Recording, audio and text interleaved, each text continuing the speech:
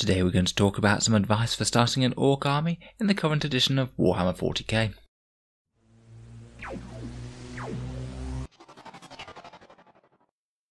Hello and welcome back to Auspex Tactics, the strategy focused 40k channel where we're all about getting the most out of our miniatures on the tabletop. So Orcs in 40k are generally considered a pretty fun faction to play with and against. They haven't always necessarily been the strongest over the past few editions, but that doesn't always matter so much if you're fighting for the sheer joy of combat as the Orcs do in the fluff. In this video we'll talk a little bit about why you might want to collect an Orc army, a few of the most obvious first steps when collecting the faction, and discuss some options for how you might want to flesh them out as your army grows on the tabletop.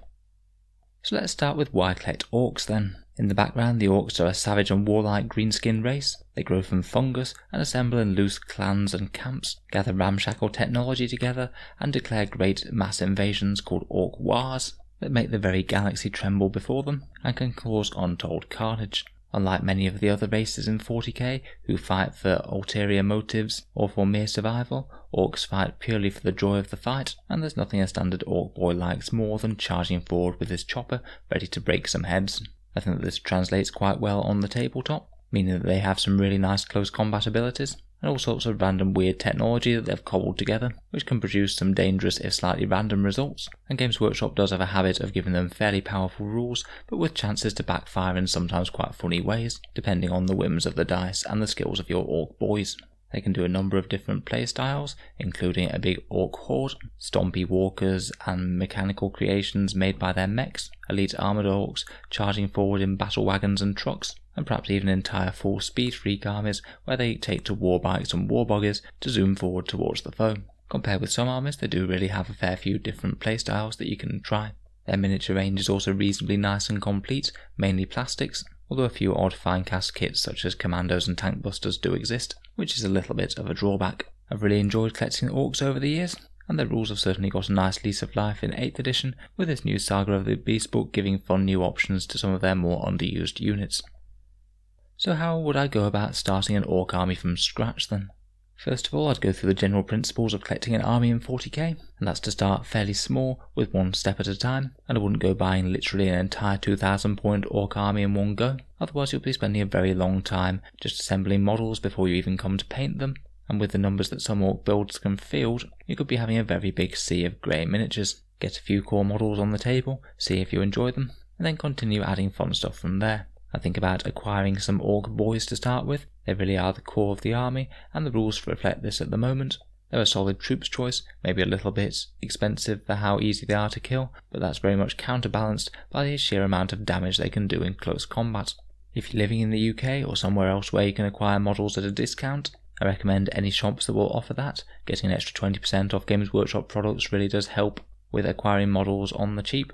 And no matter where you are, I would consider things like second-hand models. As Orcs go, they do have some very nice miniatures, but they don't really suffer as much as some other factions if they have a little bit of paint on them. They have a lot of green flesh and cloth sort of things, which really don't suffer that much from having had a layer of paint on them already. And I've bought plenty of Orc models that I've just repainted straight off, compared with some other factions, say things like Eldar, where you have loads of little fine details, and they really start to look a little bit scrappy if they're a little bit paint-caked. I think that this is just nowhere near as applicable to Orcs, as all of those flesh tones and cloth are very forgiving for that sort of thing. I've managed to acquire the majority of my Orc boys and Storm boys second-hand, as when you're trying to get a big horde together, it's very nice to be able to acquire models at less than half the price you would have paid at Games Workshop. Orc boys in particular tend to have a little bit more of an eBay presence than some other kits out there, as they used to be part of the Assault on Blackreach starter kit that they had back in 5th edition, which was an absolutely excellent starter kit and came with 20 Orc boys with sluggers and choppers. A lot of people bought this for the Space Marines or just when they were starting 40k, which means that a lot of people are now reselling them, so Orc boys are just that little bit cheaper than they might otherwise have been if that kit had never happened. Finally, I'd remember not just to buy models for the rules. They can and do change pretty regularly, so make sure you also like the miniatures that you're buying as well, as if some units get a little bit less powerful in later editions, then you don't want to be left with an army that you don't really like the aesthetic of. So with all of that out of the way, let's talk about the actual kits that you could think about getting first. Naturally with Games Workshop, when you have a start collecting box available, then it's usually a reasonable idea, and the one for start collecting Orcs is pretty decent. This one will cost you £55 or $90 US. It comes with a set of Orc boys which are excellent, a set of knobs, a pain boy and a Death Dread, the big stompy Orc dreadnought that you can see at the back. After this kit, at the moment the boys are highly relevant and are pretty much always going to be useful, as I said. The Nob Squad maybe a little bit less so. These are a unit that always seems to be appearing in the discount bundles for Orks these days. And while they're a pretty fun unit and give you a ton of Orky bits for conversions and things, they've never really been a unit that you want to have absolutely tons of. They're certainly nice to have and will help flesh the army out a bit, but they're not one of the main draws for the box for me. The Pain Boy, on the other hand, he's an elite choice in Codex Orks at the moment, so unfortunately he won't help you fill out battalions, but he is a really nice character to have around to try and keep your boys alive as they advance towards the enemy. And he's got a pretty awesome model as well. Not sure I'd like to be stitched back together by that guy.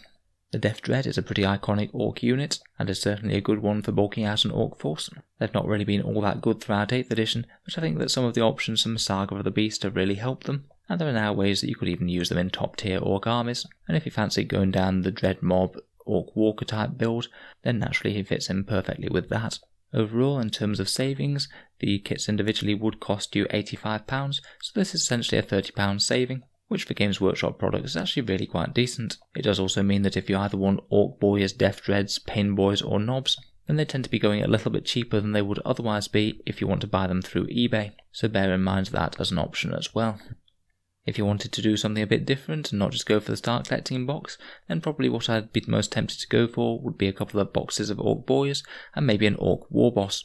2 squads of boys and the standard Games Workshop War Boss will cost you £55, exactly the same as the start collecting box.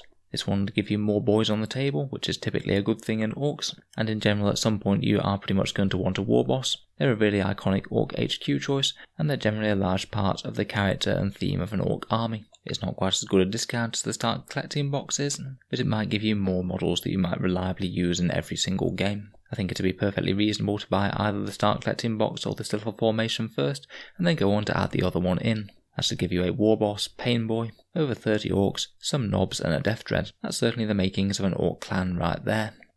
Another interesting option that's relevant at the moment is the Prophecy of the Wolf box. This is a limited edition box set, so once it's gone I believe they won't be making it. But this is the one that has Ghazghkull in that was released alongside Saga of the Beast. This one costs £105, has Ghazghkull, 3 Ork Mega Nobs, and that same frequently discounted box of 5 Ork Nobs. You also get Ragnar Blackmane of the Space Wolves and 10 Primaris and Curses, which you could either keep yourself, split with someone else, or maybe sell them on eBay or something. I did a bit of a breakdown on the Prophecy of the Wolf box, so feel free to check that out if interested.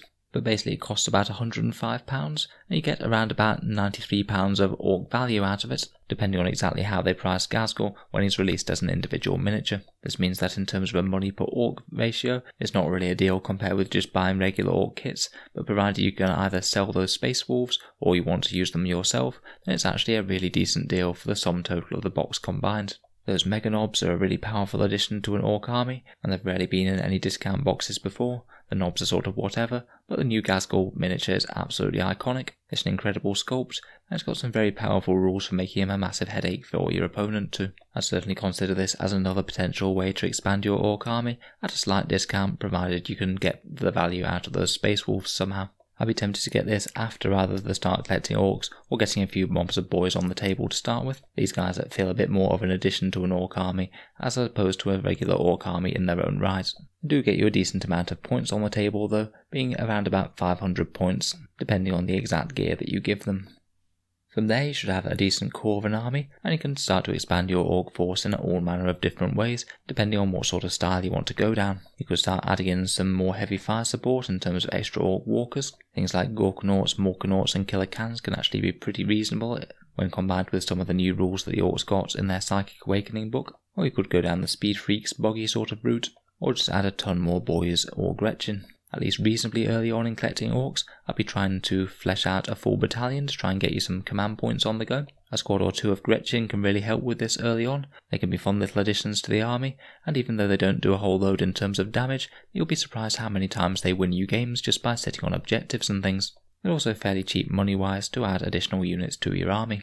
In addition, you also need to fill out HQ choices to fill out battalions, and my top picks at the moment in addition to the War Boss would be things like Weird Boys, as they can do some crafty shenanigans with using the powered Dajump to throw your Orks over to the other side of the battlefield, to fall on the enemy howling and hopefully cut them up. and Ork big mechs, either with custom force fields or shock attack guns, can really raise the power of your army, either by making it a lot more defensible or by vaporizing enemy from across the battlefield, hopefully completely safe from reprisals. I wouldn't forget that with Ork HQ choices, conversions are very much your friend. I happen to have a few bits of interesting fantasy Ork bits around from a previous eBay sale that I bought, and there were enough cool standards and squigs and things to make some pretty unique weird boys. All you really need is an Ork knob with some shamey type bits attached, and you could easily have yourself a weird boy. The same with a custom force field, just rig up a fancy backpack with a few shiny gubbins on the top, and you could get yourself a custom force field mech for very cheap, and in my opinion this is probably the best use of that knob box set, as both weird boys and big mechs are kind of knob sized models, and some crafty conversions done well are certainly something that people like to see Ork players do when they're on the table. In terms of rulebooks, I'd recommend getting Codex Orks at some point. Until then you can find a lot of rules on Battlescribe, including points costs and things.